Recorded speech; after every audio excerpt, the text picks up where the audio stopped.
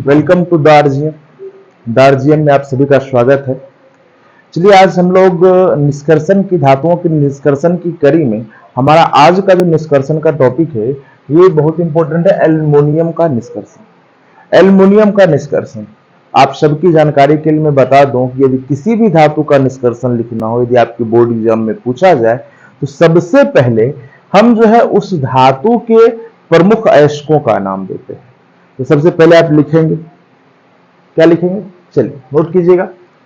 Aluminium धातु के मुख्य अयस्क निम्नांकित हैं। क्या लिखेंगे? एल्युमिनियम धातु के मुख्य अयस्क निम्नांकित हैं। और कौन कौन से अयस्क हमारे? पहला है bauxite Al2O3 diaspore Al2O3 corundum Al2O3 और क्रायोलाइट Na3Al6। ठीक है, इनमें से चारों का नाम आप लिख लेंगे। एक बात गौर करेंगे कि इनमें देखिए यहां पे 2H2O बॉक्साइट, 1H2O कुछ नहीं है तो क्या है, एक है डायस्पोर, और जब रवाकरण का जल नहीं है कोरंडम, इसी को रूबी भी बोलता है। तो ये सबसे पहले हमें क्या लिखना है कि एल्युमिनियम धातु के मुख्य अयस्क निम्नांकित हैं। चारों का नाम लिख लिया। अब क्या करना है, आदि ETC लगा दिया। फिर नीचे लिखेंगे कि इनमें से एल्युमिनियम का निष्कर्षण मुख्यतः बॉक्साइट अयस्क द्वारा होता है। क्या लिखेंगे? इनमें से एल्युमिनियम अयस्क का निष्कर्षण मुख्यतः बॉक्साइट अयस्क द्वारा होता है। यहां तक बात समझ में आई? बॉक्साइट अयस्क से एल्युमिनियम के निष्कर्षण के निम्नांकित चरण हैं। अब बॉक्साइट अयस्क से क्या करना है, एल्युमिनियम का निष्कर्षण करना है, तो इसके निष्कर्षण के निम्नांकित चरण है। उसमें सबसे पहला क्या आप नोट करेंगे, सबसे पहला लिखेंगे अयस्क का सांद्रण। यह आप सबको पता है कि सबसे सामान्य प्रक्रिया है जो हर किसी धातु के निष्कर्षण में प्रयुक्त होती है, यानी यहां भी होगी। सबसे पहली प्रक्रिया वो है सांद्रण, इसको होना ही होना है। दूसरा है, इसके बाद क्या होता है, तो यहां जो सांद्रण की क्रिया होगी, थोड़ी सी इस सांद्रण की क्रिया को समझिए। यहां जो सांद्रण की क्रिया होगी यह निक्षालन होगी। क्या होगी, किस विधि द्वारा होगी, निक्षालन विधि द्वारा होगी। और इस निक्षालन की विधि में जो हमारे पास ये सांद्रण की प्रक्रिया हो रही है, ये 3 मेथड से होती है। कितने मेथड से इसके? 3 मेथड से। पहला है जिसे हम कहते हैं हॉल का प्रक्रम, हॉल प्रोसेस। दूसरा है इसे कहते हैं बेयर का प्रक्रम। तीसरा है इसे कहते हैं सरपेट का प्रक्रम। ठीक है, तो क्या लिखेंगे, बॉक्साइट अयस्क का सांद्रण निक्षालन विधि द्वारा होता है। यह निक्षालन की विधि निम्नांकित 3 प्रकार से हो सकती है या होती है। कितने प्रकार से होती है? 3 प्रकार से होती है। पहला है हॉल का प्रक्रम, दूसरा है बेयर का प्रक्रम, और तीसरा है सरपेट प्रक्रम। ठीक है, इन तीनों की क्या खासियत है?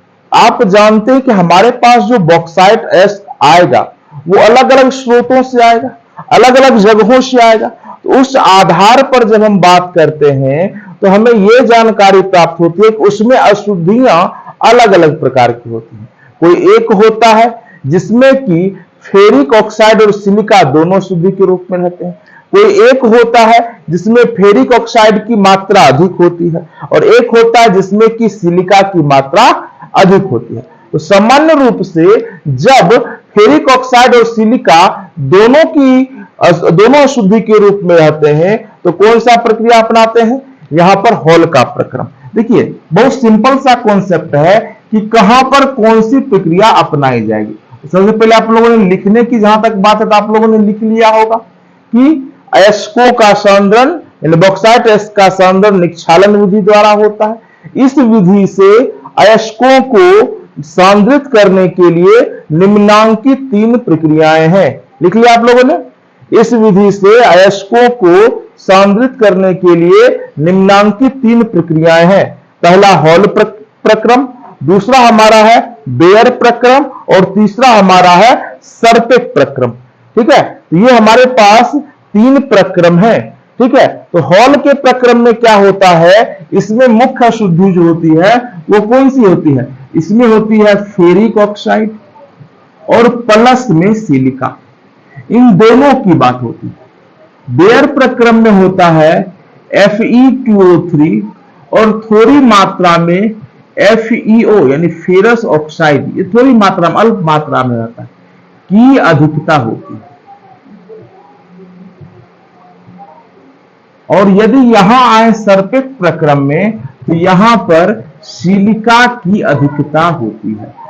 तो आपने क्या देखा, यह जो हम निक्षालन की प्रक्रिया अपना रहे हैं, तो इसमें हमें इस बात का भी ध्यान देना है कि जो हम देख रहे हैं कि कौन सा हमारे पास अशुद्धि इसमें अधिक मात्रा में, यदि यहां पर अशुद्धि के रूप में फेरिक ऑक्साइड की अधिकता है तो हम बेयर का प्रक्रम अपनाएंगे। यदि यहां पर सिलिका की अधिकता है तो हम कौन सा प्रक्रम अपनाएंगे। ऐसी स्थिति में हम लोग सर्पेक की विधि का इस्तेमाल करेंगे। और यदि हमारे पास यहां पर जो है दोनों शुद्धि के रूप में पाए जा रहे हैं तो वैसी स्थिति में हम लोग इसका इस्तेमाल करेंगे, हॉल के प्रक्रम का इस्तेमाल करेंगे। इन तीनों प्रक्रम की अपनी अपनी विशेषता है। देखिए जरा इन तीनों के बारे में पहले जान लेते, फिर इसके बारे में लिखेंगे भी हम लोग। तो इन तीनों का नाम डाल देंगे, हॉल का प्रक्रम, बेयर का प्रक्रम और सर्पेक का प्रक्रम। हॉल के प्रक्रम में क्या होता है, हॉल का प्रक्रम एक बहुत ही सामान्य सी प्रक्रिया है। इस प्रक्रिया में क्या करते हैं, तो हॉल के प्रक्रम में जो हमारे पास क्या है कि जो हमारे पास अयस्क है, अशुद्धि सहित अयस्क, इनको हम पिघलाते हैं। किसके साथ, तो इनको हम पिघलाते हैं Al2O3 इंटू 2H2, इसको हम पिघलाते हैं Na2CO3 के साथ। तो यहां लिखेंगे क्या, तो हॉल का प्रक्रम डाल के लिखेंगे सबसे पहली पंक्ति कि जब लिखिएगा, जब बॉक्साइट अयस्क में, इन तीनों का नाम लिखेंगे, सबसे पहले क्या लिखेंगे, हॉल का प्रक्रम लिखेंगे क्या, तो यहां पर लिखेंगे जब बॉक्साइट अयस्क में फेरिक ऑक्साइड तथा सिलिका, फेरिक ऑक्साइड तथा सिलिका अशुद्धि के रूप में हो, फेरिक ऑक्साइड तथा सिलिका अशुद्धि के रूप में हो, फेरिक ऑक्साइड तथा सिलिका अशुद्धि के रूप में हो, तो जब बॉक्साइट अयस्क में फेरिक ऑक्साइड तथा सिलिका अशुद्धि के रूप में हो तो इनके सांद्रण के लिए हॉल के प्रक्रम का उपयोग होता है, हॉल के प्रक्रम का उपयोग होता है। इस प्रक्रिया में फेरिक ऑक्साइड तथा सिलिका उपस्थित हो, हॉल के प्रक्रम का उपयोग होता है। चलिए ये हो गया इसमें। और यदि आप बेयर के प्रक्रम का पहला लाइन लिखेंगे तो क्या लिखेंगे, यदि अशुद्धि के रूप में फेरिक ऑक्साइड तथा फेरस ऑक्साइड की अधिकता हो तो बेयर के प्रक्रम का उपयोग होता है। यदि सिलिका की अधिकता हो तो कौन सी प्रक्रिया का उपयोग होता है, तो वैसी स्थिति में सर्पेक प्रक्रम का उपयोग होता है। अब देखिए इसमें क्या करना है, इसमें सबसे पहले जो है हम क्या करेंगे, तो सबसे पहला काम यहां पर होता है कि अशुद्ध बॉक्साइट अयस्क को सोडियम कार्बोनेट के साथ, यानी कि सोडियम कार्बोनेट के साथ हम क्या करते हैं, इसको पिघलाते हैं। क्या करते हैं, पिघलाते हैं। और पिघलाने की स्थिति के दौरान क्या होता है कि जब इसको हम पिघलाते हैं तो सोडियम मेटा एल्यूमिनेट का निर्माण होता है। किसका निर्माण होता है, सोडियम मेटा एल्यूमिनेट का निर्माण होता है। तो सोडियम मेटा एल्यूमिनेट क्या हो जाएगा, देखिए Na, ये जो है यह है सोडियम मेटा एल्यूमिनेट। इसको आप जान लें, इसके निष्कर्षण में बहुत जरूरी होता है। प्लस आप देखेंगे यहां CO2 है, ये CO2 होगा और साथ में हमारे पास H2O भी मिलेगा। इसका क्या नाम है, इसका नाम है सोडियम मेटा एल्यूमिनेट। ठीक है, तो हमें सोडियम मेटा एल्यूमिनेट मिलता है। और जब ये क्रिया हम करते हैं तो इस दौरान सिलिका और फेरिक ऑक्साइड अलग हो जाते हैं। इसके बाद क्या करते हैं, क्योंकि वो इसके साथ अभिक्रिया करके अलग होने वाले नहीं है, तो यहां पर हमारे पास फिर क्या होता है, तो फिर हम इस सोडियम मेटा एल्यूमिनेट को AlO2 को क्या करते हैं कि इसको जो है हम लोग जल के साथ CO2 की उपस्थिति में मिला देते हैं। और जब यह कार्य होता है, ये CO2 गैस तो बाहर निकल गया, तो जल के साथ क्या करते हैं, घोल देते हैं, मिला देते हैं। और जब इसको घोलते हैं तो घोलने के दौरान क्या होता है कि घोलने के दौरान हमें मिलता है एल्युमिनियम हाइड्रोक्साइड। क्या मिलता है, एल्युमिनियम हाइड्रोक्साइड, और साथ में Na2CO3 प्राप्त होता है। एल्युमिनियम हाइड्रोक्साइड मिलेगा प्लस Na2CO3। बात समझ में आई? तो हमने क्या बताया आपको, हॉल के प्रक्रम को एक बार फिर से समझ लीजिए। क्या लिखेंगे कि हॉल के प्रक्रम का इस्तेमाल तब होता है जब अशुद्धि के रूप में फेरिक ऑक्साइड तथा सिलिका दोनों पाए जाते हैं। इस प्रक्रिया में बॉक्साइट अयस्क को क्या करते हैं, सोडियम कार्बोनेट के साथ पिघलाया जाता है। ऐसा करने पर सोडियम मेटा एल्यूमिनेट प्राप्त होता है तथा फेरिक ऑक्साइड और सिलिका जैसी अशुद्धियां अलग हो जाती है। पहली चीज। अब फिर क्या करते हैं, सोडियम मेटा एल्यूमिनेट को कार्बन डाइऑक्साइड की उपस्थिति में क्या करते हैं, जल के साथ घोल देते हैं। और जब इसको जल के साथ घोल देते हैं तो हमें एल्युमिनियम हाइड्रोक्साइड का अवक्षेप प्राप्त होता है। यहां तक बात समझ में आई? और आपकी जानकारी के लिए बता दूं, इन तीनों प्रक्रियाओं की बात करें तो इन तीनों प्रक्रियाओं में हमें क्या प्राप्त होगा, एल्युमिनियम हाइड्रोक्साइड का अवक्षेप ही प्राप्त होगा। कोई दिक्कत? अब चलिए अब देखते हैं बेयर का प्रक्रम। बेयर का प्रक्रम भी निक्षालन की बहुत महत्वपूर्ण कड़ी है। इसमें क्या करते हैं, तो यहां जो आप देख रहे हैं इसमें फेरिक ऑक्साइड और फेरस ऑक्साइड की अधिकता होती है। किसकी अधिकता होती है, फेरिक ऑक्साइड और फेरस ऑक्साइड की। तो सबसे पहले इसका भर्जन करते हैं। ठीक है, भर्जन करेंगे यानी कि इसको हम लोग गर्म करेंगे। गर्म करेंगे तो क्या होगा, तो सबसे मुख्य बातें होंगी कि FeO जो है यह O2 से अभिक्रिया करके क्या बना लेगा, Fe2O3 बना लेगा। यानी कि हमारा जो यहां पर फेरस ऑक्साइड है ये O2 से अभिक्रिया करके क्या बना लेगा, फेरिक ऑक्साइड बना लेगा। पहली चीज, क्योंकि उसमें फेरस ऑक्साइड भी पाया जाता है। इसके बाद क्या करेंगे कि हम जो हमारे पास अशुद्ध, जो हमारे पास भर्जित अयस्क होगा, उस भर्जित अयस्क की अभिक्रिया हम लोग सोडियम हाइड्रोक्साइड यानी KOH NaOH के, सोडियम हाइड्रोक्साइड मतलब होगा कास्टिक सोडा, NaOH के घोल के साथ करवाएंगे। किससे करवाएंगे, NaOH के घोल के साथ करवाएंगे। और इससे फिर हमको क्या मिलेगा, इससे भी मिलेगा हमको सोडियम मेटा एल्यूमिनेट।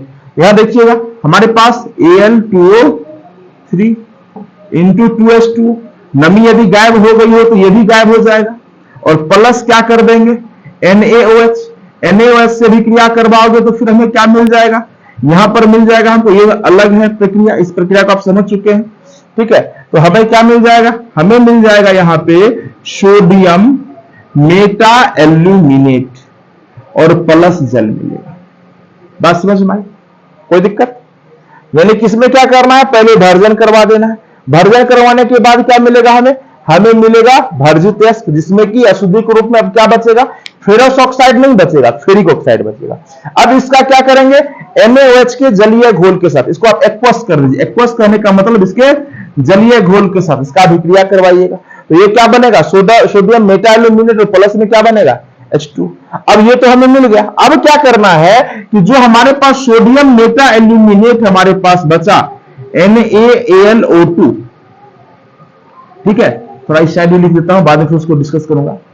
NaAlO2 इसकी अभिक्रिया फिर हम करवाएंगे जल से, लेकिन साथ में क्या करेंगे, साथ में हम लोग एल्युमिनियम हाइड्रोक्साइड का ताजा बना अवक्षेप डाल देंगे। क्या डाल देंगे, ताजा बना अवक्षेप उसमें थोड़ा सा डाल देंगे। और ऐसा करने पे क्या हो जाएगा, हमें प्राप्त होगा एल्युमिनियम हाइड्रोक्साइड और साथ में NaOH। देखिए बहुत सिंपल सा कॉन्सेप्ट है। क्या बताया हमने बताया कि बेटा यहां पर सोडियम मेटा एल्यूमिनेट का अभिक्रिया H2O से करवाएंगे और साथ में थोड़ा सा क्या डाल देंगे, एल्युमिनियम हाइड्रोक्साइड का अवक्षेप डाल देंगे। तो क्या हो जाएगा हमारे पास, तो ये हमारे पास हो जाएगा, यहां क्या देगा, ये हमें देगा एल्युमिनियम हाइड्रोक्साइड। एल्युमिनियम हाइड्रोक्साइड का अवक्षेप जो है यहां पर एल्युमिनियम हाइड्रोक्साइड को बनाने में मदद करेगा और प्लस में क्या हो जाएगा, NaOH मिलेगा। और इस दौरान जो हमारे पास फेरिक ऑक्साइड है वह इस अभिक्रिया में भाग नहीं लेगा और ये क्या हो जाएगा, दूर हो जाएगा। बस समझ में आई। चलिए अब देखिए सरपेट प्रक्रम में क्या है। सरपेट प्रक्रम की जब बात करेंगे हम लोग, तो सरपेट प्रक्रम में हम लोग क्या देखेंगे, ये हम आपसे चर्चा कर रहे हैं। तो हम लोग सरपेट प्रक्रम की बात कर रहे थे। एक छोटा सा छोटी सी समस्या आ गई, आप लोग को दिक्कत हुई होगी, इसके लिए मुझे खेद है। मैंने इधर लिख दिया था जो कि आपकी स्क्रीन पे नहीं आ रहा होगा, मैं इसे पूरा करके यहां लिख देता हूं। इसको जब कीजिएगा कहां, तो यहां पर हम लोग डालेंगे अवक्षेप एल्युमिनियम हाइड्रोक्साइड का थोड़ा सा। दही बनाते हैं ना, थोड़ा जामन डालते हैं दही जमाने के लिए, थोड़ा दही डालते हैं उसमें। उसी प्रकार एल्युमिनियम हाइड्रोक्साइड का ताजा अवक्षेप उसमें थोड़ा सा डाल देंगे और ऐसा करने पे क्या होगा कि हमें प्राप्त होगा एल्युमिनियम हाइड्रोक्साइड और साथ ही साथ इसमें NaOH हमें प्राप्त होगा। यहां तक बात समझ में आई। तो इन दोनों प्रक्रियाओं में आपने क्या देखा है, हमारे पास एल्युमिनियम हाइड्रोक्साइड प्राप्त होगा। इसी प्रकार सरपेट प्रक्रम में भी होगा। तो सरपेट प्रक्रम का उपयोग कब करते हैं, जब सिलिका की अधिकता हो। जब सिलिका की अधिकता होगी तो कौन सा प्रक्रम इस्तेमाल किया जाएगा, सरपेट प्रक्रम इस्तेमाल किया जाएगा। इस प्रक्रम में क्या करते हैं, यह प्रक्रम बहुत आसान सा प्रक्रम है, इसमें बहुत ज्यादा नहीं परेशानी है। इसमें क्या करते हैं कि इसे कोक और नाइट्रोजन के साथ गर्म करते हैं। क्या करते हैं, तो हमारे पास ये हमारा बॉक्साइट एस्क है, ध्यान दीजिएगा, ये हमारा बॉक्साइट एस्क है Al2O3 इंटू NH2O और इसको हम लोग गर्म कर देंगे। आ रहा है कि नहीं आ रहा है स्क्रीन पे, एक सेकेंड, आ रहा है। प्लस कोक और प्लस क्या कर देंगे, नाइट्रोजन, इसके साथ इसको गर्म कर देंगे। गर्म कर देंगे तो क्या मिलेगा, गर्म कर देंगे तो स्वाभाविक है कि जब आप इसको गर्म कीजिएगा तो सबसे पहले बनेगा एल्युमिनियम नाइट्राइड। इसका क्या नाम हुआ, इसका नाम है एल्यूमिनियम नाइट्राइड। एल्युमिनियम नाइट्राइड बनेगा और साथ में क्या होगा, आप देख रहे हैं H2O भी है और क्या है, वहां पर कार्बन भी है। यह कार्बन इससे अभिक्रिया करके बना लेगा, वो बनाएगा कार्बन मोनोऑक्साइड और प्लस हमारे पास H2O जो है वो अलग हो जाएगा। ठीक है, तो यह क्रिया हमारे पास होगी और इस दौरान क्या होगा, ये जो हमारे सिलिका महाराज है ना, SiO2 जो शुद्धि के रूप में है, ये पहले ही अलग हो जाएंगे। किस फॉर्मेट में, ये रिएक्शन करेंगे कार्बन से और बना लेंगे सिलिकॉन और प्लस में carbon monoxide. Carbon monoxide gas है तो ये ऊपर उड़ जाएगा।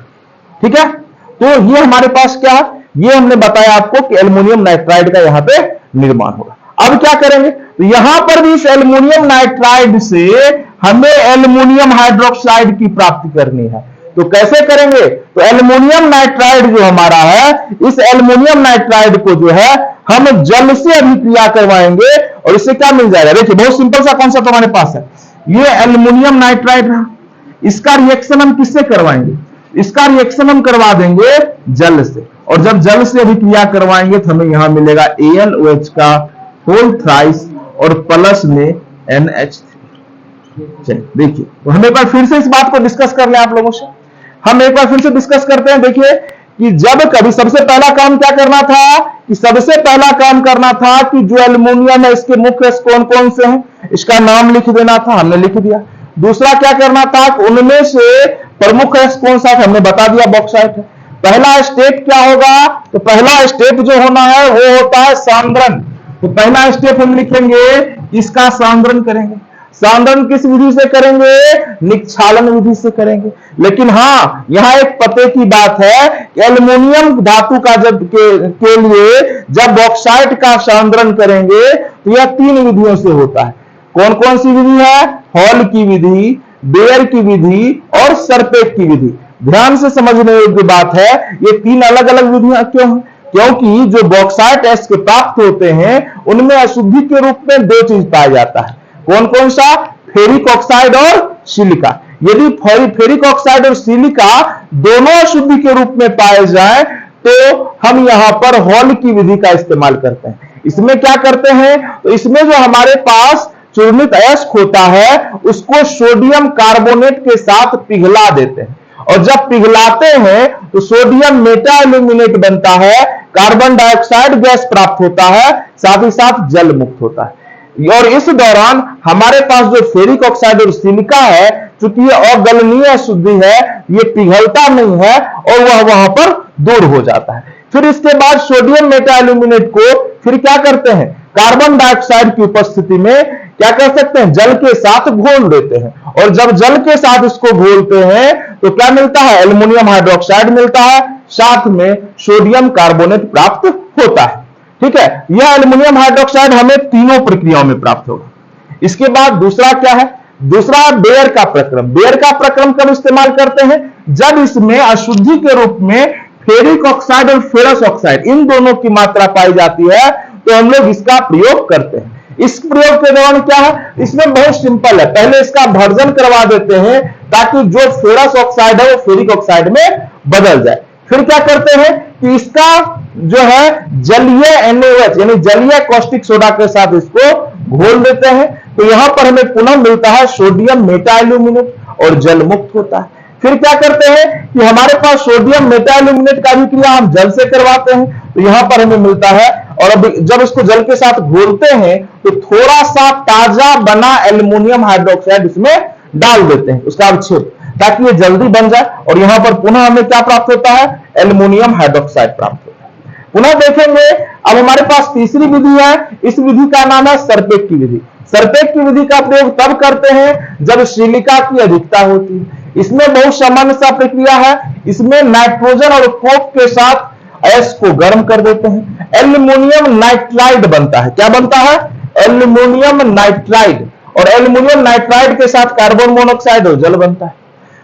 लेकिन इस दौरान हमारी अशुद्धि पर भी क्रिया होती है। जो हमारा सिलिका है, जो अगलनीय अशुद्धि है, रेत है, वो कार्बन से विक्रिया करके सिलिकॉन बना लेता है, साथ ही साथ कार्बन मोनोऑक्साइड गैस मुक्त हो जाती है। फिर क्या है, इस एल्युमिनियम नाइट्राइड को हम लोग जल के साथ घोल देते हैं, और जब जल के साथ इसकी क्रिया होती है, यहां भी क्या मिलता है, हमें एल्युमिनियम हाइड्रोक्साइड बनता है। इसके बाद चलिए, तो इसके बाद जो हमारा दूसरा चरण होगा, क्योंकि आप देख रहे हैं कि तीनों में हमें एल्युमिनियम हाइड्रोक्साइड मिल रहा है, तो दूसरा जो चरण होगा वो होगा एल्यूमिना की प्राप्ति। तो आप लोग नोट करेंगे, एल्यूमिना की प्राप्ति। तो हम लोग क्या करेंगे, अब हम लोग पढ़ेंगे दूसरा चरण इसका संवरण के बाद, एल्यूमिना की प्राप्ति। एल्यूमिना क्या होता है, तो शुद्ध एल्युमिनियम ऑक्साइड जो है ना, इसे हम लोग एल्यूमिना के नाम से जानते हैं। प्रतीक लगाइए, एल्यूमिना की प्राप्ति। ठीक है, एल्यूमिना की, ये दूसरा हो जाएगा हमारा, क्या लिखेंगे हम लोग, एल्यूमिना की प्राप्ति। ठीक है, कैसे प्राप्त करेंगे, ये जो हमारा एल्युमिनियम हाइड्रोक्साइड है, इसका हम लोग करेंगे निस्तापन। निस्तापन समझ रहे हो ना बाबू, इसे हम लोग वायु की सीमित मात्रा में गर्म करेंगे, और जब गर्म करेंगे तो हमें मिलेगा एल्युमिनियम ऑक्साइड प्लस H2O। इसे क्या कहते हैं, इसी का नाम है एल्यूमिना। लिख लीजिए, लिखिएगा एल्युमिनियम, एल्युमिना की प्राप्ति है, तो क्या लिखेंगे कि बॉक्साइट अयस्क से के निक्षालन से प्राप्त एल्युमिनियम हाइड्रोक्साइड को निस्तापित कर किसकी प्राप्ति करते हैं, एल्युमिना को प्राप्त किया जाता है। तो ये हमारा हो गया एल्युमिना की प्राप्ति। इसके बाद चलते हैं हम लोग, हमारा अगला स्टेप जो है वो है विद्युत अपघटन का। तीसरा हो जाएगा एल्युमिना का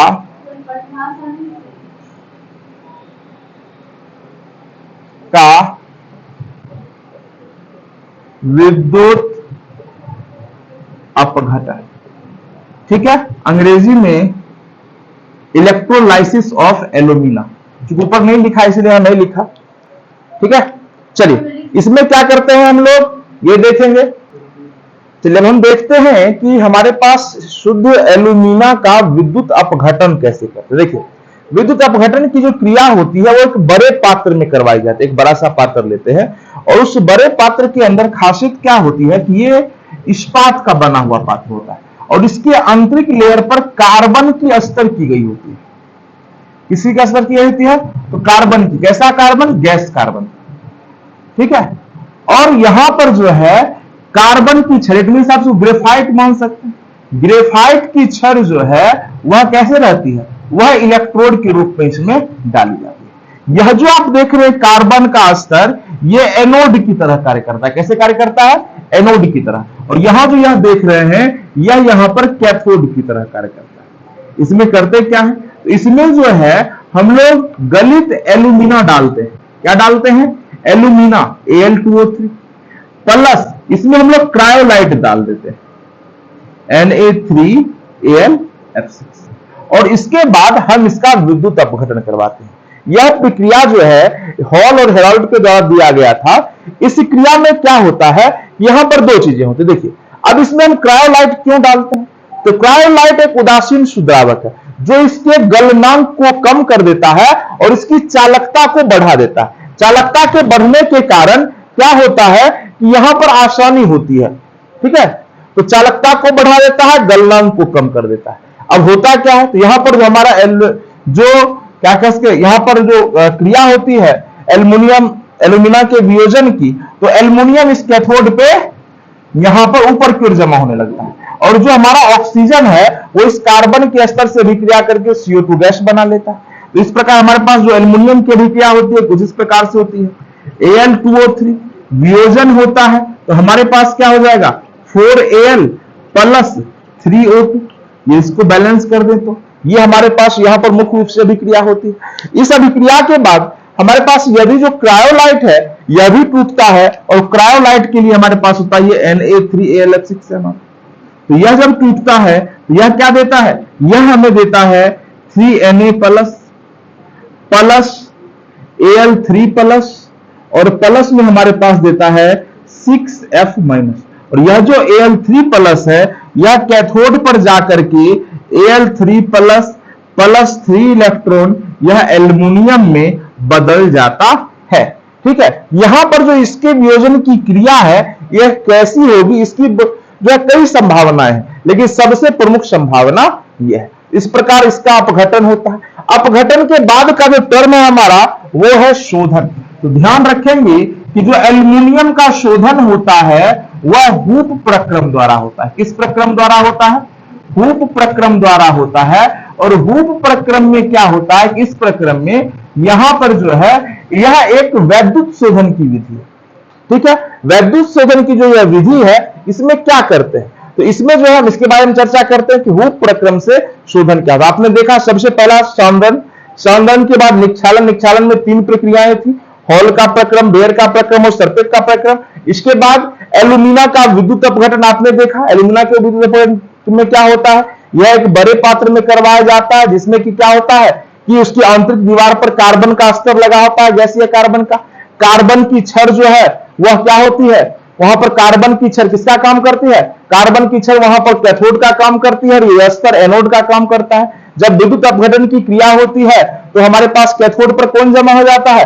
कैथोड पर एल्यूमिनियम जमा हो जाता है और जो ऑक्सीजन है वह कार्बन से विक्रिया कर कार्बन डाइऑक्साइड बना लेता है। अब है हमारा यह है एल्यूमिनियम का शोधन। इस प्रकार जो एल्यूमिनियम प्राप्त होता है इसमें कई अशुद्धियां होती है तो हमें इसको शुद्ध करना पड़ता है। और तो इसको शुद्ध करने के लिए हम जो प्रक्रिया अपनाते हैं इस प्रक्रिया का नाम है हूप प्रक्रम। वास्तव में हूप प्रक्रम जो है यह वैद्युत शोधन का ही एक विधि है। वैद्युत शोधन की विधि कहने का क्या मतलब? इसमें जो है इसका शोधन भी विद्युत अपघटन के द्वारा किया जाएगा और इस प्रकार जो प्राप्त होगा वह क्या होगा? वह शुद्ध एल्यूमिनियम होगा, लगभग 99.9% शुद्ध। चलिए इस प्रक्रिया में करते क्या है? यह जो प्रक्रिया होती है यह एक लोहे के पात्र में करवाई जाती है और इस प्रक्रिया में क्या होगा कि उस लोहे के पात्र के आंतरिक जहां पर तलहटी होता है वहां पर कॉपर की लाइनिंग और सिल्वर की लाइनिंग की गई रहती है। और यह जो कॉपर और सिल्वर की लाइनिंग आप देख रहे होंगे यह जो है यह वहां पर क्या होता है, यह एनोड का कार्य करता है। ग्रेफाइट का प्लेट इस्तेमाल करते हैं, वह कैथोड का कार्य करता है। और इसके दौरान जब वहां पर हम विद्युत धारा प्रवाहित करते हैं, तो इस प्रक्रिया से जो हमें प्राप्त होता है एल्युमिनियम, वह एल्युमिनियम लगभग 99.9% तक शुद्ध होता है।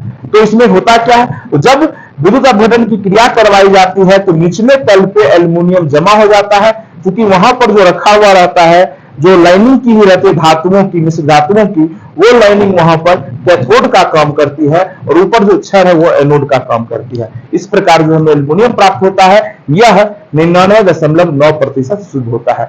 यह मैंने आपको पूरा समझा दिया है। यदि आपको इसके रिटेन नोट्स की आवश्यकता हो तो उसका लिंक आपको डिस्क्रिप्शन में मिल जाएगा, आप जहां से इसका रिटेन नोट्स प्राप्त कर सकते हैं। ठीक है, तो चलिए इसके बस इसे आज यहीं तक रहने देते हैं।